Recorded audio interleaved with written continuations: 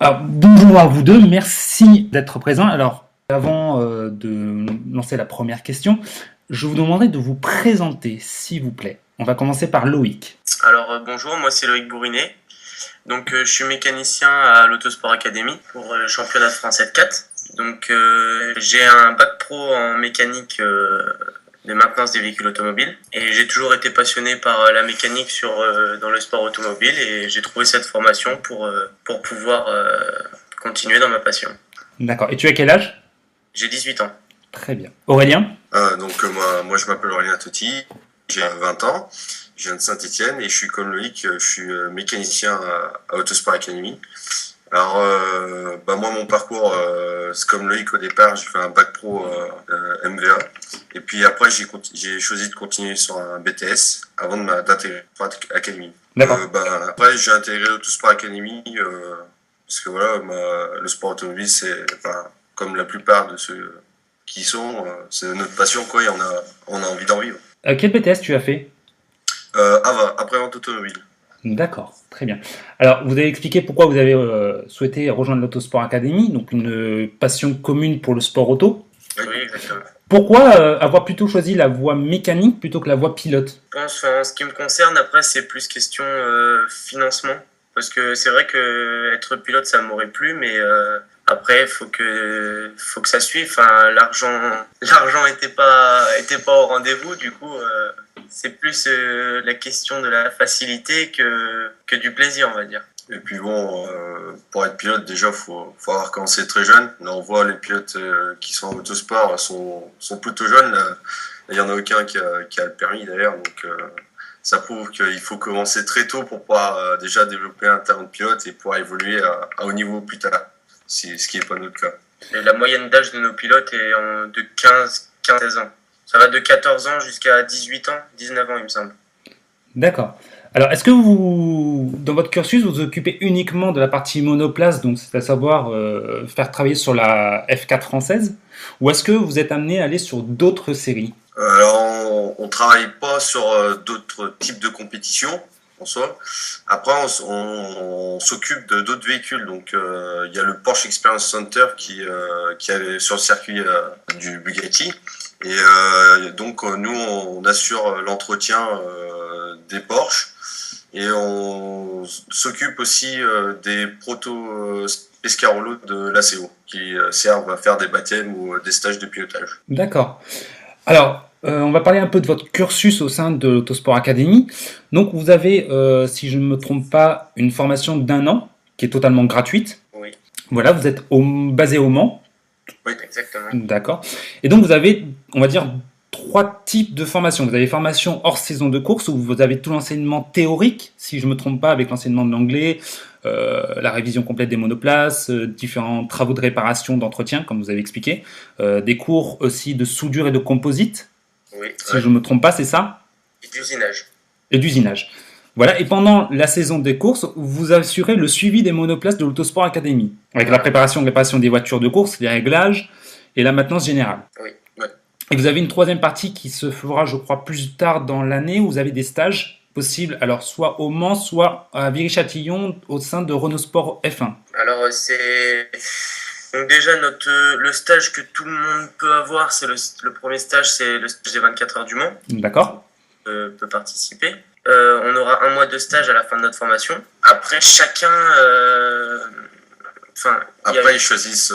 En fait, il y a 3 sessions de stage chez Renault F1. Et il y a Renault F1 et Mecachrome.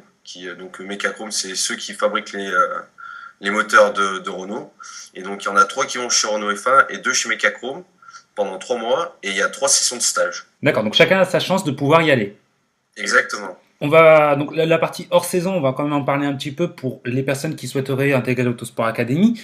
Comment se passent en général vos, on va dire, journées et semaines de cours? Est-ce que c'est sur un rythme soutenu ou est-ce que vous pouvez faire comme dans le sport-études, c'est-à-dire vous faites une partie matinée complètement théorique et l'après-midi vous faites complètement de la pratique? Non, en fait, on a du lundi matin jusqu'au jeudi soir, c'est de la pratique. Ouais, ça peut être un rythme vraiment soutenu sur une période, si c'est une semaine avant un meeting ou ou après plus détendu si par exemple on rentre juste de meeting et on a des cours théoriques que le vendredi matin en général.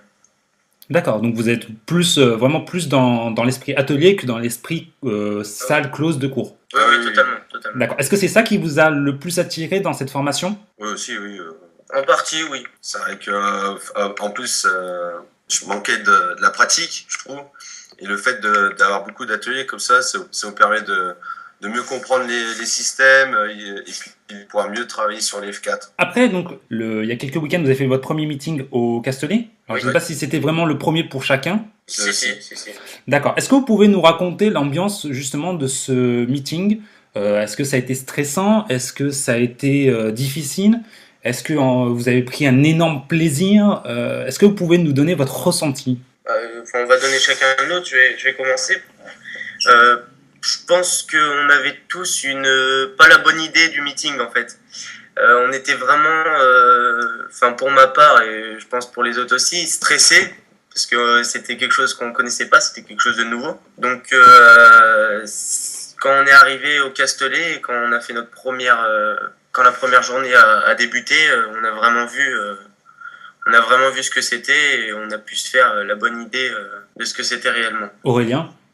Un peu pareil que lui, quoi. C'est vrai que quand on arrive, déjà on est super content quand même parce que Castellet c'est un super beau circuit et tout. Donc déjà on est content d'être là et puis on met la structure en place et tout et puis on se rend vite compte qu'en fait finalement pour le début du week-end que c'est pas trop stressant, faut pas trop se mettre la pression sinon après on prend pas de plaisir. Après, c'est vrai que les journées étaient assez fatigantes. On a souvent terminé à minuit. Je prends la journée du dimanche où on a fait 6h, 22h. Donc là, à la fin de la journée, on était très contents de rentrer, quoi. Est-ce que vous pouvez me donner le nom des pilotes qui sont sous votre responsabilité, si vous en avez qu'un seul, bien sûr? Alors en fait, cette année c'est particulier, on n'aura jamais le même pilote à notre charge. Parce que les châssis sont tirés au sort quelques jours avant le meeting. Ouais, même la veille de la première journée du meeting, les châssis sont tirés au sort, donc on ne sait jamais à l'avance qui on aura comme pilote à notre charge. Donc là au Castellet, vous êtes occupé de quel pilote? Pour ma part, c'était Javier Cobian. D'accord. Alors moi, c'était particulier ce meeting-là, j'étais en IT, Intervention technique. C'est-à-dire que comme on est deux par châssis, on s'alterne sur les châssis. Et moi j'étais en IT, c'est-à-dire que s'il y avait eu une casse sur une voiture et qu'il y avait une dalle à faire, j'étais là pour aider à faire les dalles. J'étais là en soutien en fait, justement pour aider les mécanos qui avaient du retard sur leur voiture par rapport à la prochaine course ou des choses comme ça. Et sinon ma voiture c'était Ben Yaya qui était dessus. À l'issue de cette formation, donc, qui se finit vers le mois de décembre, c'est ça? Enfin, un petit peu avant? Un petit peu avant, ouais. Qu'est-ce que vous aimeriez faire? Comment vous voyez votre avenir? Est-ce que vous voyez de faire une plus grande formation ou est-ce que vous voyez intégrer une équipe, que ce soit dans une formule de promotion ou même dans l'élite? Pourquoi pas? Le but, de toute façon, à tous, c'est comme les pilotes. C'est vrai qu'atteindre l'élite serait l'idéal. Après, moi, pour ma part, pour l'instant, à la fin de la formation, normalement, il y a une formation complémentaire pour le rallye. Alors, ça a discuté pour l'instant parce qu'il y a quelques changements actuellement à la FFSA Academy là, et savoir, mais oui, après l'objectif de tout le monde, c'est d'accéder au plus haut dans la discipline qu'il préfère. D'accord. Et vous deux, ce serait quelle discipline? Toujours dans la monoplace ou plus dans tout ce qui est tourisme, endurance? Plus sur la monoplace, effectivement. Déjà, c'est un peu comme Aurélien. À la fin de la formation, j'aimerais quand même avoir la formation complémentaire rallye pour au moins que je parte avec des plus gros bagages. Et après, plus me diriger sur la piste en monoplace. Pour ma part, le top du top, ça serait d'intégrer Citroën Racing. Depuis, depuis que je suis gamin, j'adore le rallye et tout. C'est grâce à ça que je suis passionné. Et bon, j'ai grandi avec Sébastien Loeb, donc Citroën, voilà quoi. C'est un peu excellence pour moi, quoi. Bah, merci beaucoup pour toutes ces informations sur l'Autosport Academy, sur votre parcours, qui j'espère pourra permettre à des jeunes de pouvoir se lancer directement dans cette grande académie. Bah, merci à vous. Merci, c'est vrai que c'est une super expérience à vivre.